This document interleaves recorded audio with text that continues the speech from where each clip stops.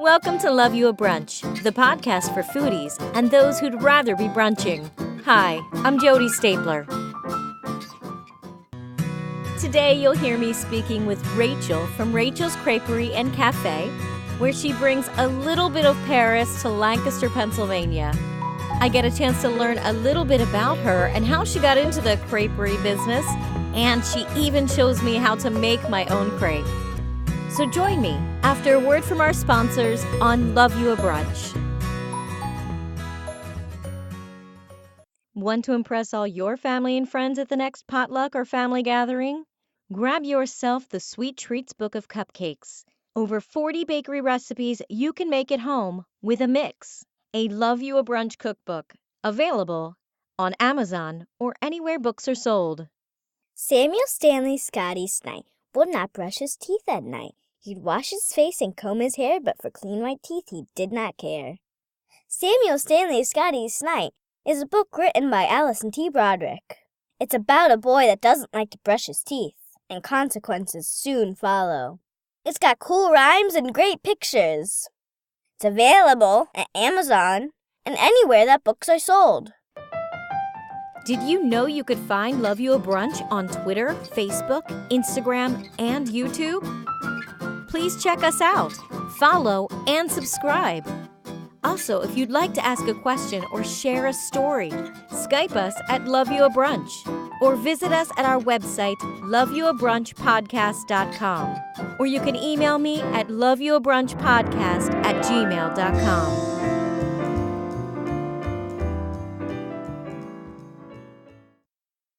I am sitting with Rachel Adams from Rachel's Café and Creperie in Lancaster, Pennsylvania. Hi, how are you? Good, thank you. How are you? I'm great. We're in your new establishment. Now, this one is in Richmond Square in Manheim Township. When did you guys move in here? We opened about a month ago. Okay. Yeah, it was a soft opening. We didn't do a lot of advertising, so the date kind of doesn't even... Right.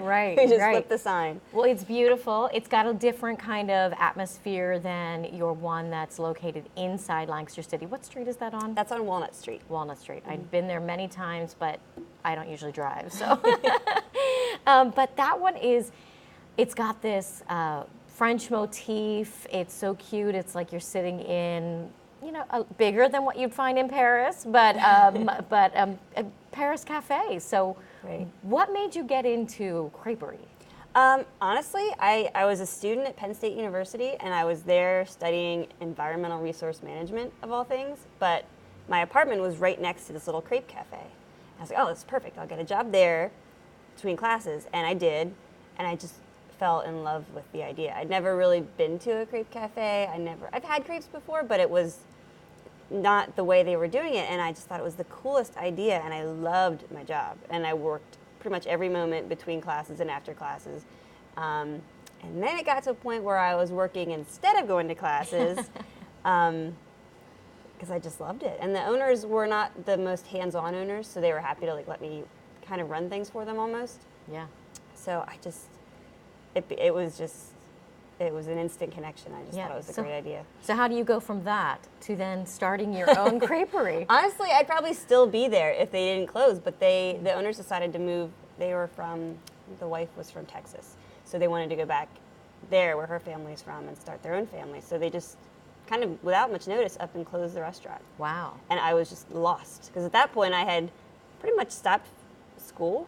I'd never officially graduated college. Okay. And I was working there full time, and then they just decided to close. So I was like, what do I do now? So I came back home to Lancaster, this is where I'm from, and worked restaurants and just saved money because I knew that I wanted to do that. I wanted to rebuild with the kind of thing that they had. Yeah. So after a few years and lots of reading and figuring out how to start a business, I did. Yeah. You started, the first one you had was that King Street? It was on North Queen Street. North Queen 300 Street. block of North That Queen. was the first one I took my family to, and we were just in love the first time we went in there. But you moved shortly after that. So we how were long? actually there for 7 years. Wow, okay. But that space was so tiny, and we very quickly outgrew it, and there was really nowhere to grow there. Plus, we didn't own, we rented there. So we loved the location. That was such a great block. There was a lot of really neat camaraderie amongst the business owners. But we started looking for our own space, and before House of Clarendon came on the market, we knew the people that had the building, and Martine from House of Clarendon, we knew him. So I had heard that it was going to be coming for sale. So we checked it out, and like, this is perfect, because it's, you know, a bigger, more independent space. It had its own parking. It had the ability for us to expand the kitchen, which is what we needed, and we couldn't do it on Queen Street. And it was only, you know, it's like a block and a half from our first location, so it was close enough that it still felt like we were a part of that neighborhood. Right. But it was just the perfect fit, so I'm so glad that worked out. Yeah, and then you added on the patio, didn't you? There was a deck there, but it was pretty run down, and it you know, it wasn't covered at all, so it was only usable during certain times of the year. And a lot of times, even in the summertime, it was just too hot. People didn't want to sit out there because there was just that direct sun.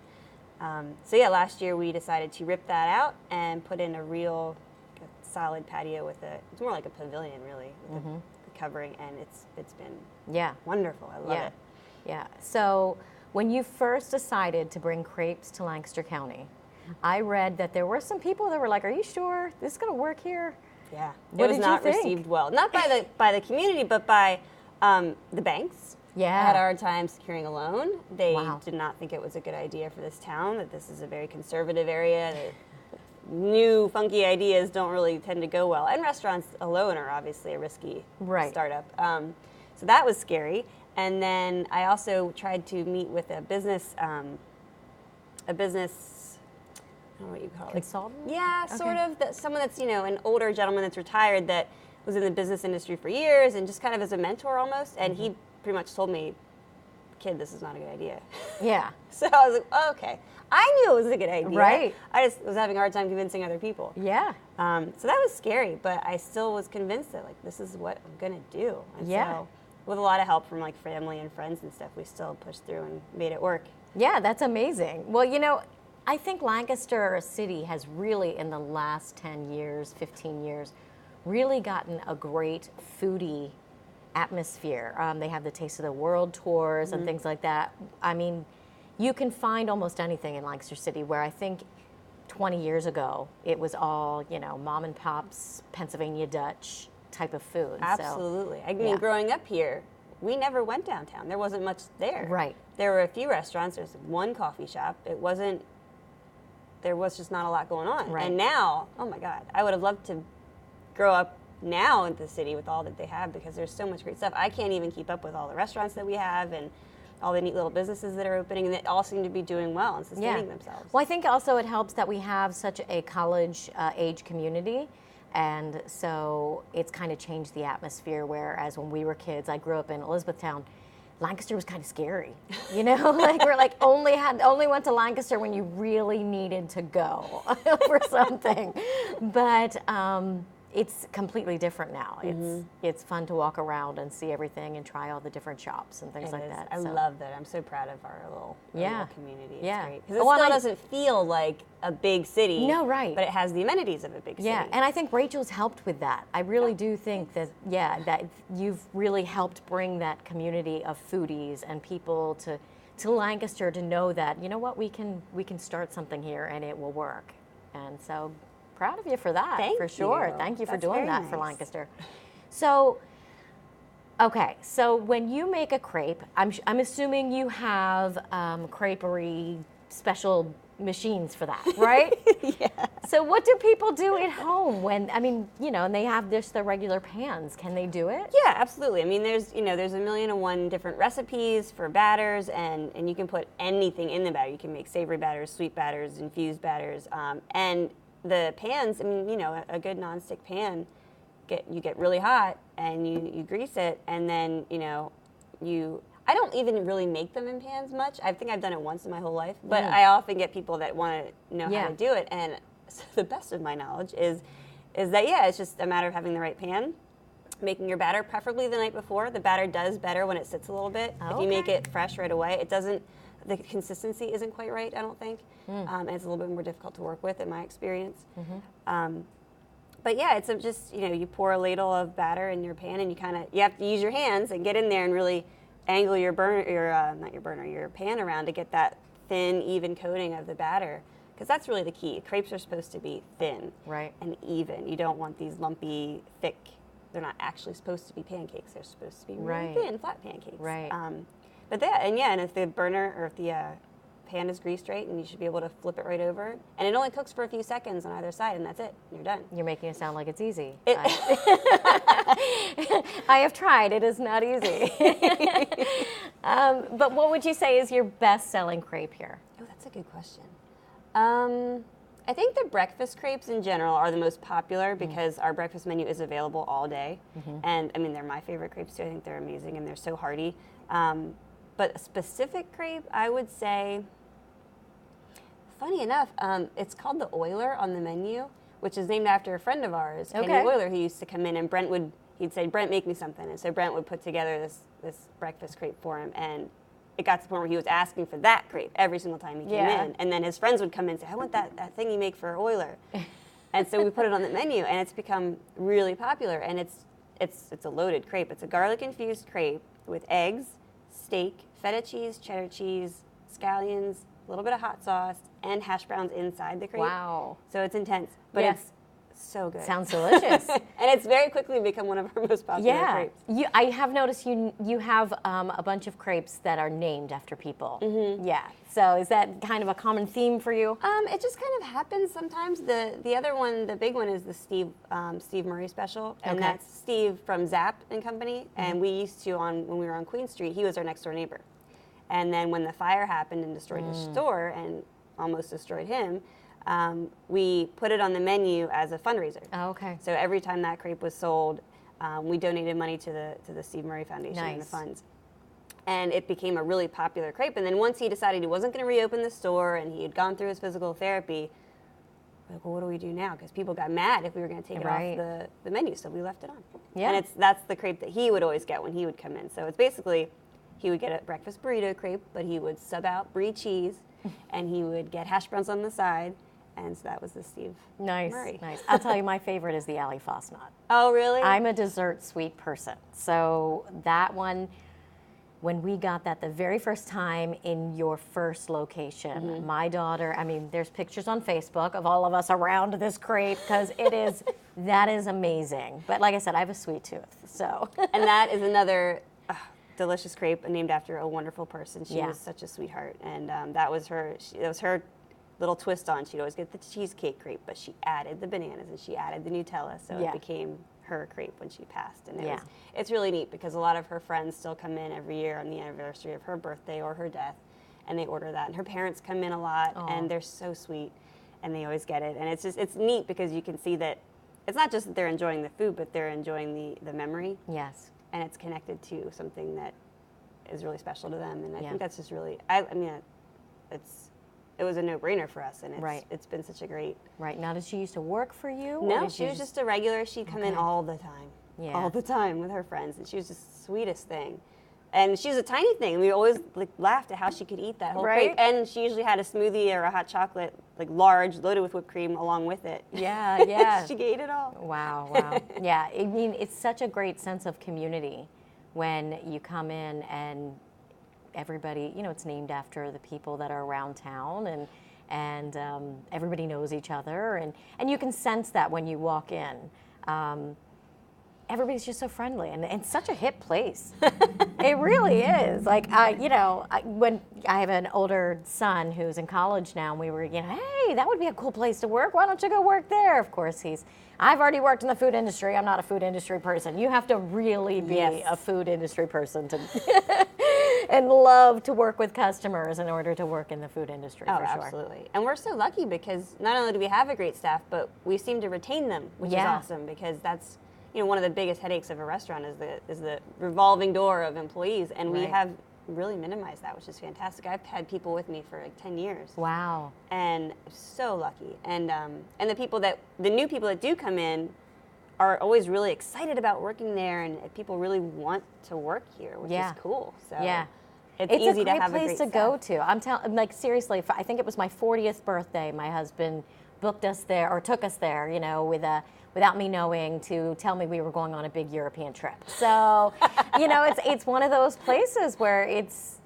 just a special place to be. That's really neat. Yeah. We just actually had a proposal there on Saturday. Oh, very nice. They had their first date at the Creperie, and then her fiance Will came and contacted me separately saying, I would really love to propose to my girlfriend here. It's a really special place to us. And so, of course, I was so excited and thrilled and wanted to do whatever I can to help. And it was a great proposal. It was so cute.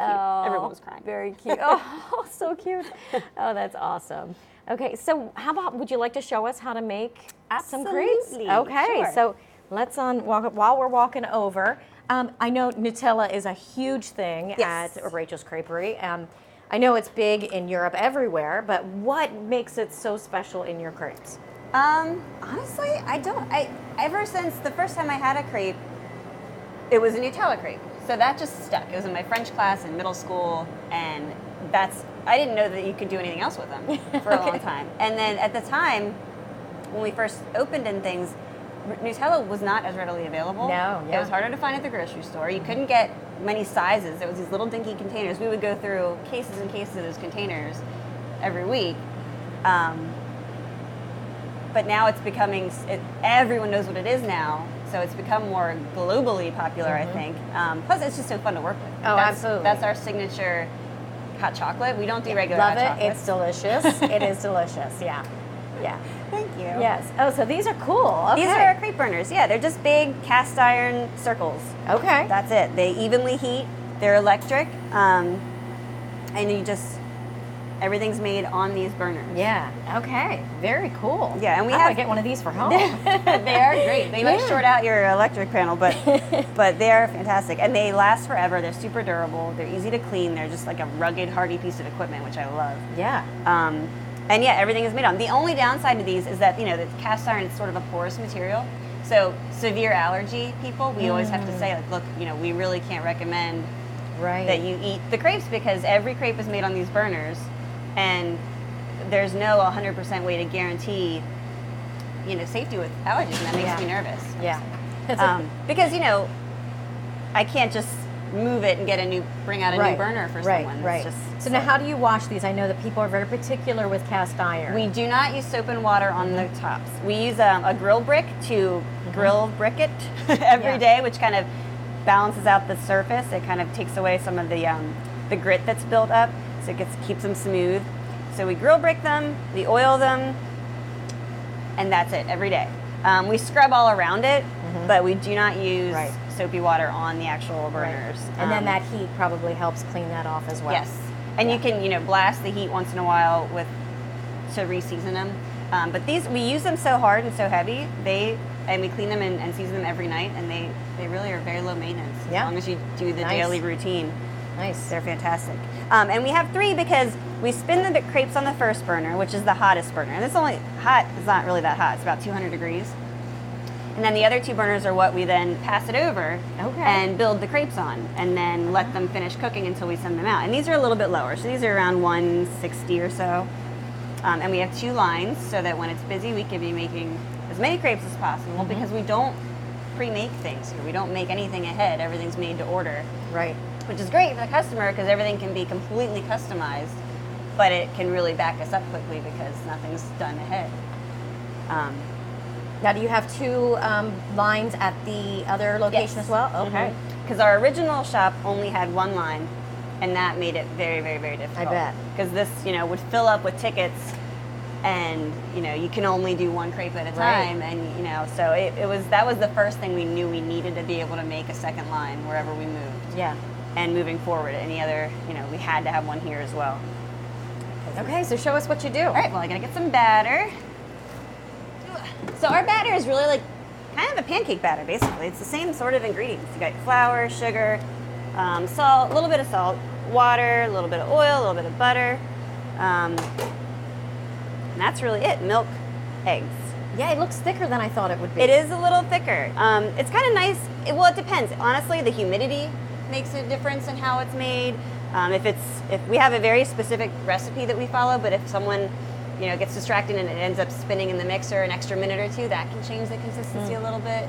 How long it sits overnight it's temperamental. Yeah. But yeah. So anyway, the first crepe sometimes doesn't always work out. Right. It's just, as in same with pancakes. It's just the rule. Yeah. So we'll see how it goes.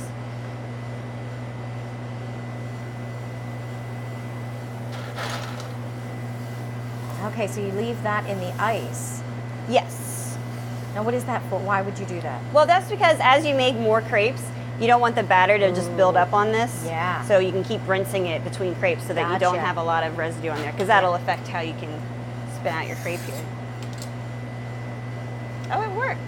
Ooh, beautiful. And that's it. And you just picked that up with your hands. Well, I've lost feeling in my fingertips over Right? the years. I could probably just hold my hand there. But yeah, that's it. It just, as soon as it's spun out, it can be flipped over. Yeah. It's only flipped over for a second, and then you just fill it with whatever you want to fill Wow. it with. So we'll just do a classic Nutella since we're just talking about it. Yeah. We get these giant tubs of Nutella, and we go through probably a dozen of these a week. Oh my gosh. It's so great. They must love you, the Nutella company. We have a World Nutella Day every year here in February that we celebrate. Nice. And I contact the company. Usually, I try to get in touch with someone every year. Sometimes I can't get a hold of anyone. Sometimes I can. And sometimes they'll send us cool stuff to incorporate Nice, into yeah. our celebration. And I don't know. I wonder if there's anyone around that uses more than us. I'd love to know. But that's it. So you just spread it Yeah. on. We like to do half as our rule. So we put the ingredients on half the crepe because then you're going to fold it over. And then it gets folded again and wrapped up. So do you keep filling it in between, or is it just the one time? Like the Nutella, like on this second fold, would you put more, or nope? Okay. That's it. Because there's done. enough Nutella. I mean, that would be very, very rich if you kept adding it. Yeah. That's our average amount. Sometimes Okay. people want light, sometimes people want extra, but that's kind of a normal amount. So it's probably about 2 tablespoons, I guess maybe 2 or 3. Which doesn't seem like that much, but when you're spreading it thin, absolutely. it really fills up quickly. And you just let it kind of cook for a little bit, get that nice brown color, and that's it. Wow. And then all of our crepes we serve street style. So when I went to France, the crepes that I had were all from street vendors. Mm-hmm. So they were wrapped in parchment, and you walked around looking at the sights, eating your crepe. I thought it was so cool. Yeah. So that's what I wanted to do. Some of our crepes is not possible. The Alley Faucet, we could not wrap that up. Right. But most of them that we serve are wrapped in parchment. So it's to encourage people to eat with their hands. Yeah. It creates less waste. You don't have to use a knife and fork all the time. And it's just simple. It's beautiful. Simplicity. It's amazing. And we just put all our food up in our window here, and the servers grab it and run it out. But And that's it's it. quick. It's very fast. Yeah. The more hearty crepes take longer. Obviously, eggs take Yeah. longer. We don't pre-cook our eggs. They're scrambled and cooked right on the crepe. So Okay. you have to get that heat to come up through the crepe and thoroughly cook your eggs. So those take the longest. But even that, it's only a few minutes because when you're spreading it out so thin, it's just a thin layer of egg that Yeah. needs to cook. So it So really goes about pretty how many quickly. crepes can you do in I don't know, say, in a full day? In a full day of rest? Good question. I think on a typical Saturday and Sunday here, because we're open 9 to 3 on the weekends here, and we do about between 400 and 600 crepes. Wow. That's crazy. Now, how about at your other location where seriously, it's always full. Always full. Well, the hours there are different too. We started shorter hours here just kind of to see how, because we knew we were going to try to be at both places all the time, so we Yeah. didn't want to overwhelm ourselves too much. And we wanted to have a smaller staff that we knew was doing it right instead of having 2 shifts. Right. That was a little less controllable, I think. So we have longer hours there. We're open for evenings. So because we have those 2 shifts, we definitely do more business there. I don't know, probably another 100 or 2 crepes a day there, depending on how busy the nights are. But nights are hit or miss there. Yeah, yeah. The city is, depending on what's going on in town, or if Right. there's a convention going on, we could have 4 tables, we could have 14 tables plus an hour wait. It's Right. weird how that works. Right. But yeah, it's definitely a little bit more volume down there. Very nice. Well, awesome. Thank you so much. Of course, would you like to try? I really would. I shouldn't because I'm dieting, but I would love to. Oh, you mean try it on here? Try to make one, Ooh. and I'll be happy to make whatever you'd like. Jim and too. crickets, I'm not sure. Okay, let's try it. Okay, So are you a righty or lefty? I'm a righty. Okay, so I'm opposite of everybody because I'm left-handed. Okay. But all you need to do is Okay. to start, maybe just do a half of a ladle, just so you don't have to worry about too much batter. Okay. And you're just gonna dump it right in the middle of the burner. Ooh, I already made a mess. I'm That's sorry. okay. My husband calls me the messy chef or messy baker. Seriously. You grab your Okay. little crepe spinner. start towards the center and sort of slowly pull your batter out. And you can put more pressure down than you probably think you can. I am not good at this. Oh, this is a mess. That's okay. It's sort of a circle. I guess I'm never going to be a crepe chef. So, okay, now what do I do? Then you just kind of get under an edge, and then you just pick it up and flip it over. Okay. Oh, it's not that ugly.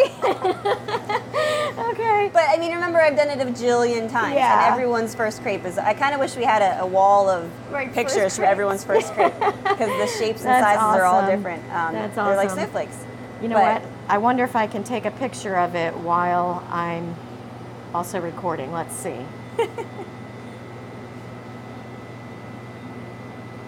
That is one sad crepe. Okay.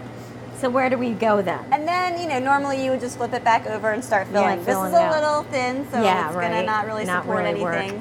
But it was an excellent effort. Oh, well, thank you. Excellent. I mean, I guess you'd have to practice that quite a bit to get that. I'm sorry. And unfortunately, you're fine. Unfortunately, there's really no way to practice without doing it. Right. So when we have new people, we sit them in front of a burner, give them a thing of batter, and just have them spin and practice, and we throw out a lot of crepes, but you really can't have someone doing it until they've got it down. Right, and it's not a lot of batter to be wasting, so it's not something you have to worry about. And it's not like it's super expensive. No, exactly. It's like flour. And yeah. So, okay, so Thanksgiving is right around the corner. Right. What are some of your Thanksgiving flavors that are going to be out? We have a turkey dinner crepe right now, Ooh. which is just that. So we fill a crepe with turkey, stuffing, red onions, gravy, and cranberry sauce. Wow. And it's just all wrapped up in a crepe, and it's so good. It's so good. Yeah, I bet. Oh my gosh. And we also have a dessert special. We're doing a pumpkin cheesecake right now. Oh, okay. Which is, we do that one hot, so that one's a cinnamon-infused crepe, and we spread pumpkin cream cheese on it, graham cracker crumbs, pecans, a little bit of brown sugar, and then serve it with a side of whipped cream. Oh my gosh. See, now that's where you got me, because that is me. And you can tell, but I am the sweet, cheesecake, add all the pumpkin in there, and the whipped cream. I mean, it's got to have all of it. Even add some ice cream might be good. That would be really good with ice cream on there. Yeah.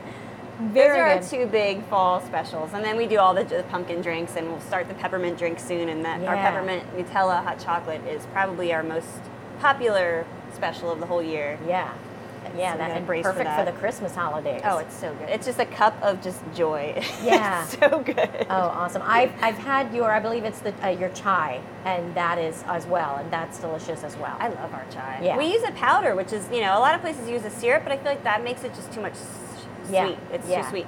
So we use a big train powder, and I think it's fantastic, because you can mix it with any of your milk choices if you want the non-dairy milks or regular, but you can even use chai with Nutella milk. Yeah. And that's really good. Throw some espresso in it too. Right. Ooh. Yeah. When my husband and I come here, he's always, the savory, normal breakfast, and I'm like ordering all the sweet stuff on the table. Your waitresses must come back going, what the heck is wrong with this woman? But they're just so delicious. Well, and that's the thing. I've worked in a lot of restaurants, and we sell more desserts than any place I've ever worked. Yeah. Because people do it instead of, they do their dessert crepe for breakfast or for lunch. And that's great. Why not? Or a lot of people will order their crepe, intentionally only eat about half of it, take it home, and then that way they have room for their dessert crepe, because they want to not leave without that, which is great. Yeah. Well, I know that first time we tried that Ali Fosnot, I have 4 kids, and all of them were trying to get bites, and I'm like hitting them with my forks. Get away, get away. But very delicious. So happy that you are here in Lancaster, and now even closer to me in Manheim Township. So that's awesome. So very good. Yeah, a lot of people are really excited about this location because they love Lancaster City, but they don't love having to drive in it a lot. Yeah, finding parking. And, so they're happy to. We do, but it's still not much. Quick. Yeah, and then the streets fill, and then we have some auxiliary parking in the lot next door, and that gets full. So it can be tough, and I understand that. And sometimes people just like to be able to come here. They don't have to worry about parking, and they can just sit. They don't have to worry about going to feed a meter. Right. So a lot of people have been really happy about it. Yeah, I bet. I bet everybody, especially in this area, with this new development of everything, it's such a great location. Yeah, and we've got some great neighbors right across the street from a great from Mexican restaurant and then Italian on the other corner. You can get your wine, your margaritas. That's awesome. That's awesome. Yeah. What a great thing coming to Manheim Township, for sure. So thanks for coming. Thank you so much. Yeah. Appreciate So, it. anything else that you want to tell anybody to keep looking forward to, or your hours, or anything like that? Well, I mean, basically our hours here are Tuesday through Friday, 7 a.m. to 2 p.m. Short hours for now. Saturday and Sunday we're 9 to 3 here. We're closed on Mondays at both locations. That is our one day of rest. Yeah. Then Walnut Street is Tuesday through Friday, 7 a.m. to 8 p.m. Saturday 9 to 8 p.m. and Sunday 9 to 3. So the hours are different. Just be aware, check the website or call and make sure you get the hours right, because that's been a little, people expect that they're going to be the same and they're not quite there yet. We might be looking into doing evening hours here at some point. We just wanted to really get everything solidified first with our staff and make sure we're doing it right before we grew it anymore. So Yeah. Wow. stay tuned for that, I guess. Yeah, very nice. Okay, and what's your website? Rachel'sCreperie.com. Okay, very good. So everybody come on in, make sure you try the alley Fosnut, because it really is the best. In my opinion, the best one on the menu. But like I said, anything with a bunch of sugar and sweets is going to do it for me. But anyway, come on in to the Walnut Street location and the Richmond Square location. It's so awesome. Thank you so much for doing this with me today. Thank you. It was a pleasure to meet you. Oh, it's nice meeting you. I want to thank Rachel Adams from Rachel's Creperie and Café for allowing me to join her and having her show me how to make a crepe, and sorry about the mess. I had a lot of fun speaking with Rachel, and I hope you had a lot of fun listening. Make sure you check out Rachel's Creperie and Café when you're in downtown Lancaster on Walnut Street, or if you're in Manheim Township in Richmond Square in Lancaster. Join me next time when I speak to Gerhold Fossel from Just Like Oma. German recipes just like her grandma used to make. Thanks for joining me, and love you a brunch.